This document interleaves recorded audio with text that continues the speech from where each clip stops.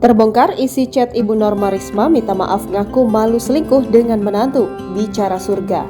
Baru-baru ini tengah beredar isi percakapan yang diduga Ibu Norma meminta maaf kepada sang anak usai selingkuh dengan menantu. Isi percakapan tersebut beredar dalam akun TikTok salah satu yang diunggah akun gosip terkini pada Sabtu 31 Desember 2022. Dalam isi percakapan tersebut yang diduga Ibu Norma meminta maaf kepada sang anak atas kejadian perselingkuhannya dengan menantu. Tak hanya itu, imbas kasus tersebut membuat Ibu Norma banyak dibenci orang. Bahkan, Ibu Norma Risma mengaku saat ini malu kemana-mana karena sudah tidak tinggal bareng dengan sang mantan suami.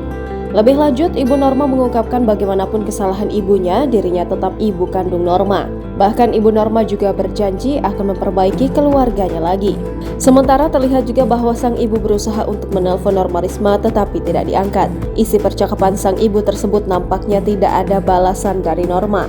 Seperti diketahui, kasus perselingkuhan RZ dengan mertua tengah viral di media sosial berawal dari curhatan Norma yang mengaku dikhianati suami dan ibu sendiri. Atas kejadian ini, Norma Risma dan sang ayah resmi menceraikan keduanya.